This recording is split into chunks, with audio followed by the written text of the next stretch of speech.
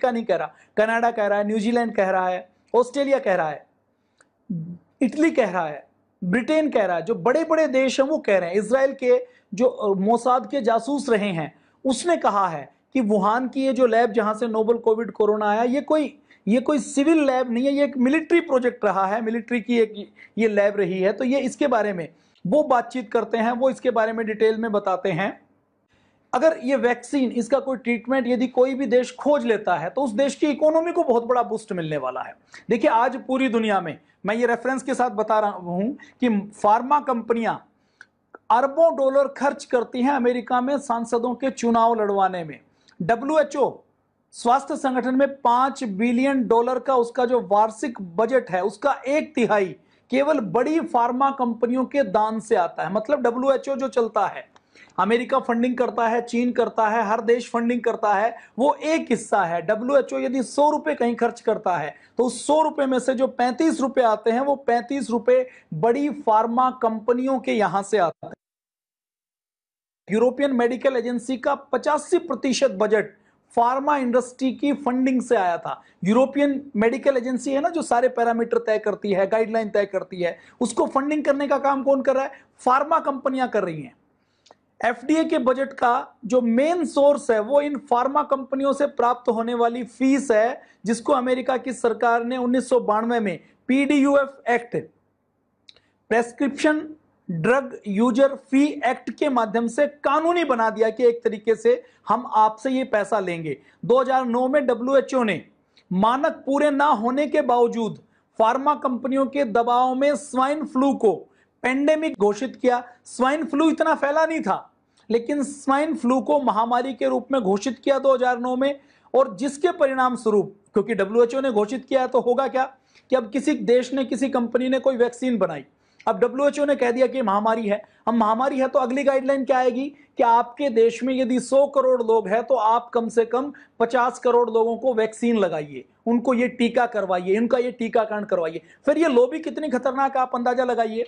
तो ये जो पहनाते हैं, उसके बाद फिर क्या करते हैं कि जैसे मान लो मुझे कल को ऑस्ट्रेलिया जाना है, या मुझे USA जाना है, UK जाना है, कहीं ट्रेवल करना है, तो ट्रेवल के साथ मैंडेटरी क्या कर दिया जाएगा कि मुझे वीजा अप्लाई करना है तो वीजा अप्लाई करने से पहले मुझे अपना वैक्सीनेशन का कार्ड दिखाना पड़ेगा कि मैंने वो वैक्सीनेशन करवाया है कि नहीं करवाया। यदि वैक्सीनेशन नहीं है तो मैं उस देश में जा नहीं सकता। ये लॉबी इतनी खतरनाक है। और ये जो वैक्सीन की, ये नोवल कोविड कोरोना फैलाया गया है, ये म्यूटेट करता है, ये जेनेटिकली इंजीनियर्ड किया गया है, ये सारी बातें अलग अलग प्लेटफॉर्म से आ रही हैं। मैं नहीं कह रहा हूं, आप गूगल कर लीजिए, आप मीडिया को देख लीजिए, आप विशेषज्ञों को सुन लीजिए, उसमें चाहे ऐसे ऐसे जो वायरोलॉजी के जो बड़े विशेषज्ञ हैं उनके आप बयान सुन लीजिए। साउथ कोरिया की बात ले लीजिए, जापान की बात ले लीजिए, उनके विशेषज्ञ ये बात कह रहे हैं, UK वाले कह रहे हैं, ब्रिटेन की अलग अलग यूनिवर्सिटी ये बात कह रही हैं, इटली कह रहा है, फ्रांस कह रहा है, इजराइल कह रहा है, USA कह रहा है,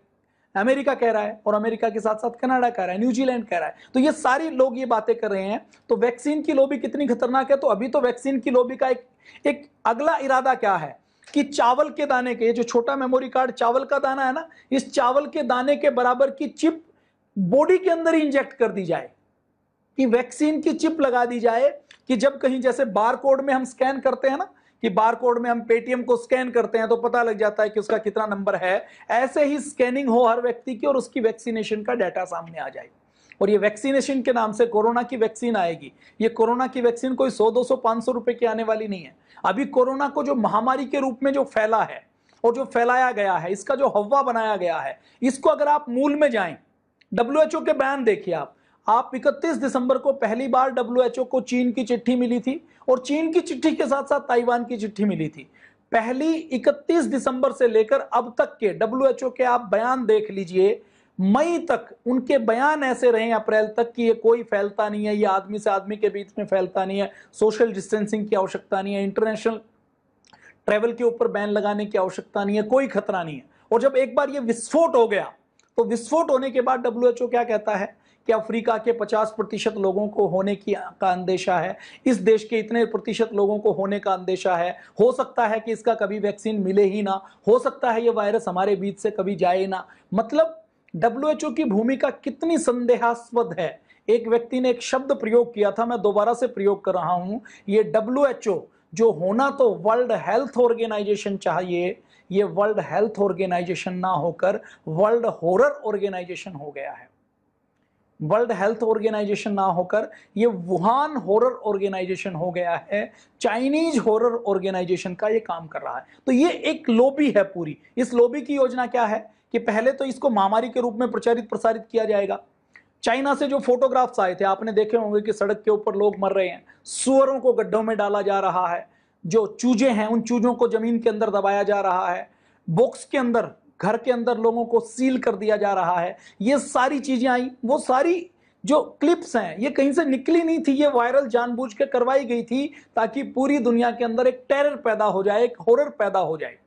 और अभी सोशल मीडिया के ऊपर कितना नियंत्रण है आप देख लीजिए कि आप कोरोना ट्रीटमेंट नाम का शब्द लिख दें, आप कुछ भी लिख दें तो आपकी पोस्ट को डिलीट कर दिया जाएगा। आपको 3 दिन पहले 24 घंटे के लिए ब्लॉक किया जाता है, उसके बाद फिर आपको ब्लॉक कर दिया जाएगा 3 दिन के लिए, फिर 7 दिन के लिए ब्लॉक कर दिया जाएगा। इन सारी चीजों को देखते हुए आपको क्लियर हो जाता है, अमेरिका ने तो सीधे सीधे कहा कि ये WHO किसी काम का नहीं है और मैं WHO को मानता नहीं हूं। WHO से वो एग्जिट कर गया, यूएसए ने अपने आप को एग्जिट कर लिया और यूएसए ने कहा कि WHO को मैं जो फंडिंग करता हूं वो कोई फंडिंग मैं WHO को करने वाला नहीं हूं। WHO के डायरेक्टर मिस्टर टुड्रोस, उसकी जन्म कुंडली मुझे मुंह जबानी याद है। मिस्टर टुड्रोस WHO का जो आज का डायरेक्टर है, मैं आपको बताऊंगा तो आपके पैरों तले जमीन खिसक जाएगी। वो इथोपिया नाम का एक देश का रहने वाला है, वो जो अफ्रीकन कंट्री है, छोटा सा देश है, उसमें वो वर्ल्ड टेररिस्ट ऑर्गेनाइजेशन में जो लिस्टेड ऑर्गेनाइजेशन था उसका 3रे नंबर का पदाधिकारी रहा है, आप अंदाजा लगा लीजिए।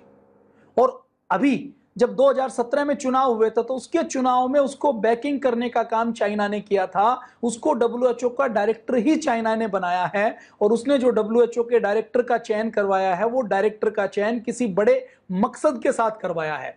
और चाइना के अंदर आपने देखा होगा कि बहुत अधिक लोग नहीं मरे, तो इसकी वैक्सीन तो इलाज पहले से है, बस ये महामारी की तरह हो जाएगा तो पूरे इंटरनेशनल लेवल के ऊपर इसकी वैक्सीन बेची जाएगी। भारत के अंदर जिस प्रकार से लॉकडाउन हुआ, जिस प्रकार से इकोनॉमी बैठी, जिस प्रकार से मजदूर गए, जिस प्रकार से काम धंधे बंद हुए, जिस प्रकार से 20 लाख करोड़ रुपए का पैकेज भारत की सरकार को जारी करना पड़ा, जिस प्रकार से आपने देखा होगा कि ये कोरोना और इस वायरस के कारण, इस महामारी के कारण स्कूल बंद हो गए, कॉलेज बंद हो गए, सब कुछ ऐसा लगता है कि रुक गया हो, बिना किसी मिसाइल के, बिना किसी गोली के ऐसा लगता है कि पूरी लाइफ ठहर गई हो। तो इसके बीच में अभी एक खबर आएगी कि एक कंपनी ने वायरस का टीका बना लिया है। अब मैं आपसे पूछता हूं कि आपका काम धंधा बंद है, आप ऑफिस में नहीं जा पा रहे, आपके बच्चे घर के अंदर लॉकडाउन है, आपके आसपास कोई पता लगता है कि कोई व्यक्ति मरीज है तो आप कुछ भी छूते हुए डरते हैं। आपको यदि कोई व्यक्ति कहे कि 10,000 रुपए का एक टीका है और ये 10,000 रुपए का टीका आप लगवा लेंगे, वैक्सीन आप लगवा लेंगे तो आपको कोरोना का खतरा नहीं होगा। कोरोना से कितने लोग मरते हैं, कोरोना कितना खतरनाक है, मैं इसके ऊपर बातचीत नहीं करूंगा, लेकिन ये जितना भी खतरनाक है, यदि इसका ट्रीटमेंट आपके रसोई घर के मसाले से उपलब्ध हो और कोई व्यक्ति ये कहे कि ये रसोई घर के मसाले से हो सकता है, आपके घर के पिछवाड़े में जो गिलोय लगी हुई है, आपके घर में जो हल्दी है, आपके घर में जो दालचीनी है, आपके घर के आंगन में जो तुलसी का पौधा लगा हुआ है, आपके खेत की मुंडेर के ऊपर, खेत की मेड़ के ऊपर जो अश्वगंधा की जड़ पाई जाती है, वो यदि आपके पास है और आप उससे अपना ट्रीटमेंट कर सकते हैं और उसको क्लिनिकल कंट्रोल ट्रायल करके उसको विज्ञान की कसौटी पर, विज्ञान के वैज्ञानिकों की भाषा में कोई व्यक्ति बताएगा, तो जब उसका इलाज घर पर हो जाएगा तो ये सारा तिलिस्म, ये सारा षड्यंत्र धराशायी होने वाला है। और पतंजलि ने यही किया है। पतंजलि ने केवल 535 रुपए में इसका ट्रीटमेंट उपलब्ध करवा दिया। मान लीजिए पतंजलि नहीं है, परम पूज्य स्वामी जी महाराज श्रद्धेय आचार्य जी केवल गीता के ऊपर, वेद के ऊपर प्रवचन कर रहे हैं, केवल योग की बात करते हैं, ट्रीटमेंट की बात नहीं करते। अब आने वाले समय में खबर क्या आएगी? एक खबर यह आएगी कभी ना कभी कि वो खबर क्या कहेगी कि जी वैक्सीन तो बन चुका है, 10,000 रुपए का एक टीका है। अब 10,000 रुपए का टीका है, मैं सरकार की बात नहीं करता, उसके बाद सरकार की, आपकी और मेरी बात करता हूं। हिंदुस्तान में 50 से 60 करोड़ लोग ऐसे मिलेंगे जो ये कहेंगे कि मेरे घर में 4 मेंबर है, 10,000 रुपए का टीका है तो मुझे ये टीका लगवाना है। क्यों लगवाना है? क्योंकि मैं ये टीका लगवा लूंगा, अपने बच्चों को लगवा लूंगा तो मेरी जान बच जाएगी, और ये टीके के 10,000 रुपए तो 2 महीने में पूरे हो जाएंगे, मैं काम के ऊपर जाऊंगा, मेरा डर निकल जाएगा, डर निकल के मैं काम करूंगा, मैं अपना बिजनेस करूंगा, मैं व्यापार करूंगा, मेरे बच्चे पढ़ेंगे लिखेंगे, तो उतना नुकसान तो मुझे 1 महीने में पूरा हो जाएगा। क्योंकि जितना नुकसान मुझे कोरोना के डर की वजह से आज हो रहा है, वो नुकसान यदि मैं कोरोना के डर से निकल गया तो वो नुकसान तो मेरा पूरा हो जाएगा कि कोई 40,000 रुपए में आपका पूरा परिवार सेफ गार्ड हो जाएगा। तो आप वो टीका लगवाएंगे कि नहीं लगवाएंगे? लगवाएंगे। आपके अकाउंट में पैसे होंगे तो आप अपनी सेविंग से लगवाएंगे, अपने पीएफ से पैसे निकलवाएंगे, अपने घर में आपकी पत्नी ने जो बचा के रखे हैं वो खुद निकाल कर देगी, आपको मांगने नहीं पड़ेंगे। आप हो सकता है अपनी पत्नी को सामान्य कहें, महिलाएं बचाकर पैसे रखते हैं ताकि किसी आपात स्थिति में काम आए, उस धन को निकाल दो, तो वो सामान्य तौर पर तैयार नहीं होंगी, तो वो खुद कहेंगी, आपके पास आकर कहेंगी, मीडिया में जैसे ही खबर आएगी कि वैक्सीन बन चुका है और 10,000 रुपए का एक टीका है, तो वो घर में आपके 5 साल के बच्चे को लेकर आएगी कि तत्काल इसको तो टीका लगवाना है, मुझे लगवाओ या ना लगवाओ, और तुम्हारे पास पैसे नहीं है तो मैं अपने तिजोरी में से पैसे निकाल कर देती हूं, पर्स में से देती हूं। तिजोरी और पर्स में पैसे नहीं है तो मैं अपना मंगलसूत्र बेचने के लिए तैयार हूं, मुझे गहनों की आवश्यकता नहीं है। वो कहेंगे कि हम अपने पीएफ से निकलवाने के लिए तैयार हैं, एफडी तोड़वाने के लिए तैयार हैं, और कुछ नहीं तो हम कर्ज लेने के लिए तैयार हैं, और कुछ नहीं तो रिश्तेदार कहेंगे कि भाई ये वैक्सीन तो लगवा लो, ये जान बचानी तो जरूरी है, पैसे नहीं है तो पैसे मैं देने के लिए तैयार हूं। ये तो उनकी बात है जो लोअर मिडिल क्लास है, मिडिल क्लास है, अपर मिडिल क्लास है, और जो रिच क्लास हैं, जो सुपर रिच क्लास है, उनकी बात तो छोड़ दीजिए। उनके लिए तो घर पर वो बुलाएंगे, घर पर बुलाकर उनको टीका लगाकर लोग जाएंगे, उनकी बात छोड़ दीजिए। सरकारी नौकरियों में जो है उनकी बात छोड़ दीजिए। सामान्य जो गरीब व्यक्ति बच गए, जो 20, 30, 50 करोड़ लोग जो ऐसे हैं जो बिल्कुल गरीब हैं, जिनके पास बिल्कुल धन संपत्ति नाम की कोई चीज नहीं है, उनके बारे में फिर सरकार आवाज उठाएगी। सरकार कहेगी कि ठीक है, इनके पास कुछ नहीं है। जैसे अब हर व्यक्ति के अकाउंट में सरकार को 5-5, 7-7, 10-10 हजार रुपए डालने पड़ रहे हैं, अलग अलग स्कीम देनी पड़ रही है, रोजगार देना पड़ रहा है, उनके घर में अनाज भिजवाना पड़ रहा है। वो ठीक है, हमें अपने देशवासी हैं, उनकी केयर करनी चाहिए, लेकिन उनके बारे में सरकार क्या सोचेगी कि इकोनॉमी तो चले, यदि वैक्सीन आ गया है तो हमें ये वैक्सीन लगवाना है। उन 50 करोड़ लोगों के लिए, 10 करोड़ लोगों के लिए बजट से जैसे 20 लाख करोड़ रुपए का पैकेज निकला है, ऐसे ही 10 लाख करोड़ रुपए का पैकेज एक और निकल जाएगा, और उस पैकेज से उन लोगों को वैक्सीन लगाई जाएगी, टीका लगाया जाएगा। उनको जरूरत है या नहीं है ये अलग बात है, उनकी आवश्यकता है या नहीं है, क्योंकि भय है, टेरर है, और आज आवश्यकता इस भय और टेरर से निकालने की है। इस भय और टेरर से आज WHO चाहे तो नहीं निकाल सकता। आज हमारे देश में यदि हम हेल्थ मिनिस्ट्री की बात करें तो हेल्थ मिनिस्ट्री यदि ये कहे कि ये दवा कोरोना की वायरस की दवा है, आप इसको खा लो, आप इससे बच जाओगे, आपको बिलीव नहीं होगा। यदि आयुष विभाग भी कहे तो उसके ऊपर भी बिलीव नहीं होगा। लेकिन पतंजलि की विश्वसनीयता इतनी अधिक है। दिक्कत दवा की घोषणा करने से नहीं है, दिक्कत इस दवा से भी नहीं है, दिक्कत यह भी नहीं है कि यह दवा अच्छी है या बुरी है, यह दवा कितना काम करेगी, इस दवा का कितना क्लिनिकल कंट्रोल ट्रायल हुआ है, इस दवा के अंदर कमियां क्या है, इसके अंदर किसका क्या कम्युनिकेशन गैप रहा, किसको सूचना दी गई या नहीं दी गई, ये दिक्कत नहीं है। दिक्कत है कि पतंजलि की विश्वसनीयता की, कि पतंजलि कुछ कहता है, परम पूज्य स्वामी जी महाराज कुछ कहते हैं तो लोग आंख बंद करके यकीन करते हैं।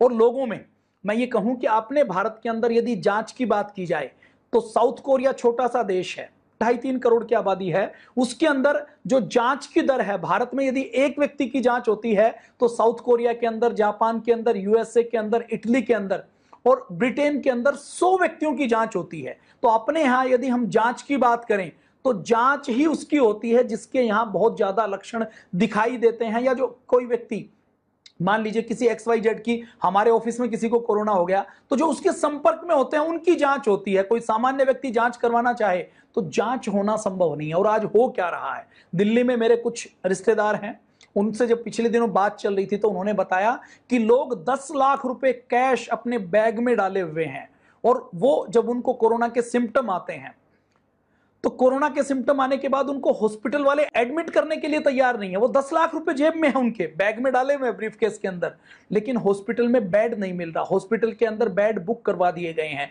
ऐसी मारामारी का तरीका है कि कोई व्यक्ति जाता है पेशेंट, तो पेशेंट हॉस्पिटल में घूमता रहता है, लेकिन हॉस्पिटल के अंदर उसको एंट्री नहीं दी जाती, उसको एंट्री करवाई नहीं जाती, हॉस्पिटल के अंदर उसका टेस्ट नहीं होता।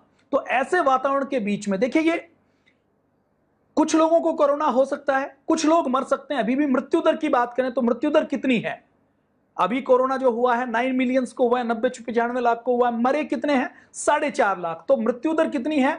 3-4% मृत्यु दर है। और इन 3-4% का भी आप आकलन करते हैं तो ये पाते हैं कि इनमें से कोई ऐसी क्रोनिक डिजीज है कि जिसमें उनकी जान की पहले से गारंटी नहीं है। मैं अपने एक परिचित की बात बताता हूं। अपना एक परिचित गुवाहाटी से आया, गुवाहाटी से दिल्ली आया, हमारे संगठन का कोई जानकार व्यक्ति था, 75 साल उनकी उम्र, उनके साथ उनकी धर्मपत्नी, उनकी भी 72-73 साल की उम्र, उनकी धर्मपत्नी की कुल्ले में फ्रैक्चर, उस फ्रैक्चर के कारण उनका कोई नया ब्लड नहीं मिल रहा, उनको ट्रेन से आते आते कोरोना हो गया, सिम्टम दिखाई दिए, बुखार आया, टेस्ट करवाया गया, दोनों का टेस्ट करवाया गया, दोनों को कोरोना निकला। उन महिला की डेथ हो जाती है जिनकी 73-74 वर्ष की आयु है, कुल्ला टूटा हुआ है, सर्जरी में पहले से ही है, कॉम्प्लिकेशन पहले से ही है, अब 73-74 साल का शरीर है तो इम्यूनिटी भी वीक है, एक्सीडेंट हो चुका है तो और क्रोनिक स्टेज आ चुकी है, अब उनकी डेथ हो जाती है। तो अब वो जो 75 साल के बुजुर्ग हैं, उन 75 साल के बुजुर्ग का कोरोना पॉजिटिव है, उनको हॉस्पिटल में एडमिट करवाया जाता है, उनको आईसीयू में रखा जाता है और वो ठीक होकर बाहर आ जाते हैं। और क्योंकि वो मेरे परिचित थे, ये फार्मूला जो कल इजाद किया गया, मैंने जब यहाँ के रिसर्च साइंटिस्ट से पूछा कि इसकी कागजी कार्रवाई तो जब होगी तब होगी, आप मुझे बता दीजिए कि क्या लेना चाहिए, तो उन्होंने वही बताया जो पूज्य स्वामी जी महाराज और श्रद्धेय आचार्य जी जो टीवी के ऊपर बता रहे हैं। कोई गुप्त एजेंडा नहीं, कोई सीक्रेट फार्मूला नहीं, वो बताया, मैंने उनको वो बताया, उनको वो दिया गया, या अंदर से उनके इम्यूनिटी उनकी बूस्ट हुई और वो हॉस्पिटल से डिस्चार्ज हो गए। 75 साल का व्यक्ति भी कोरोना पॉजिटिव आने के बाद वो डिस्चार्ज हो रहा है। तो इस भय से निकालने का काम पतंजलि कर रहा है। और ये लोबी कितनी खतरनाक है इसके बारे में आपको जानकारी है। हमारी ब्लड शुगर कितनी नॉर्मल है या अबनॉर्मल है, ये तय करने का काम कौन करता है? ये तय करने का काम फार्मा की लोबी करती है। हमारा बीपी कितना ठीक है, कितना अबनॉर्मल है, ये तय कौन करता है? ये फार्मा की लोबी करती है। हमारे अंदर हमारा जो कोलेस्ट्रॉल का लेवल है, हमारा जो लिपिड प्रोफाइल है, उसका लेवल क्या होगा, कहां हमारा हाई लेवल कहा जाएगा, किसको बॉर्डर लाइन कहा जाएगा, किसी को अपर लाइन कहा जाएगा, किसको बॉर्डर लिमिट कहा जाएगा, ये तय कौन करता है? ये फार्मा कंपनियों के एडवाइजर तय करने का काम करते हैं। मैं आपको एक और फैक्ट बताता हूं। भारत के अंदर, भारत में जो 135 करोड़ की आबादी है, इसको पूरी दुनिया में डायबिटीज की कैपिटल कहा जाता है। इस डायबिटीज की कैपिटल की बात करें तो जैसे डायबिटीज, मान लीजिए, मुझे नहीं पता, मैं मेडिकल का एक्सपर्ट नहीं हूं, मान लीजिए 120 जो यूनिट है वो फास्टिंग की यूनिट है तो डायबिटिक है, उससे ऊपर है तो। लेकिन अब बीच में एक उन्होंने एक लाइन और डाल दी कि 100 से 120 जिसकी है वो प्री डायबिटिक है। एक टर्म क्या डाल दी? Pre diabetic. अब अगर 120 से 100 की लिमिट कर दी जाए तो हिंदुस्तान के अंदर 135 करोड़ लोग हैं, तो आप कल्पना कीजिए कि पहले से मान लीजिए 10 करोड़ डायबिटीज वाले हैं। अब ये थोड़ी सी लिमिट गड़बड़ हो गई तो कितने करोड़ लोग और डायबिटीज वाले हो गए? अब इतने करोड़ लोग जैसे ही प्री डायबिटिक या डायबिटिक कहे जाएंगे तो हर व्यक्ति डायबिटीज की दवाई खाने के नाम पर 20 रुपए की 30 रुपए की दवाई खाएगा। हर व्यक्ति रोज 20 रुपए की 30 रुपए की दवाई खाएगा। 1 करोड़ लोग भी उसकी दवाई खाएंगे तो 20 करोड़ रुपए का प्रतिदिन का, इसको साल को आप जोड़ेंगे तो हजारों करोड़ का ये बैठता है। तो ये सारी लोबी कितनी खतरनाक है कि हम स्वस्थ हैं या नहीं है, ये बताने का काम कौन करती है? ये लोबी करती है।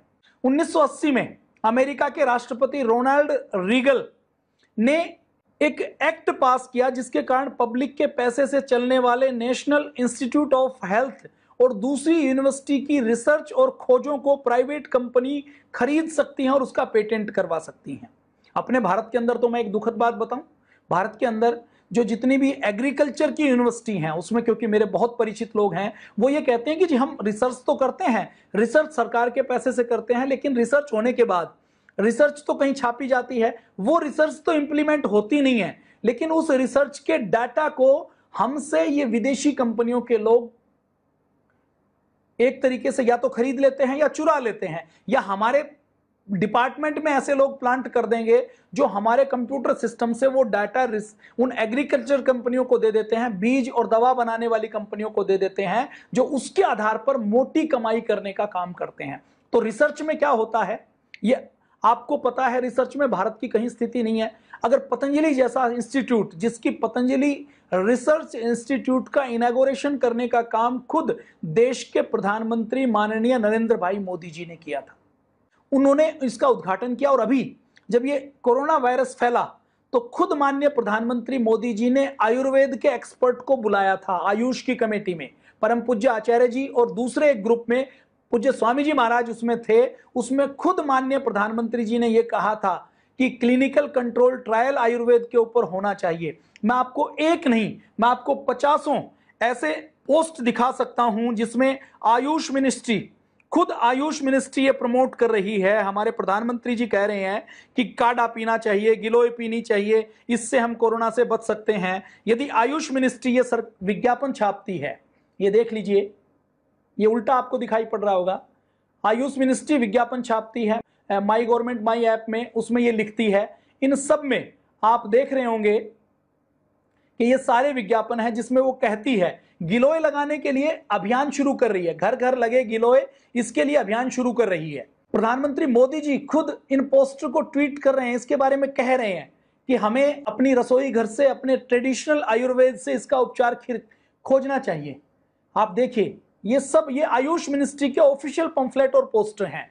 यदि इनसे कोरोना कंट्रोल हो सकता है, क्योर हो सकता है। और मैं आपको एक डाटा और दिखा देता हूं। ये पाया गया कि चाइना के अंदर जो कोरोना को कंट्रोल किया, जो आम जनमानस ने कंट्रोल किया, उसमें एक बड़ा योगदान किसका रहा है? एक बड़ा योगदान रहा है चाइनीज ट्रेडिशनल मेडिसिन ने।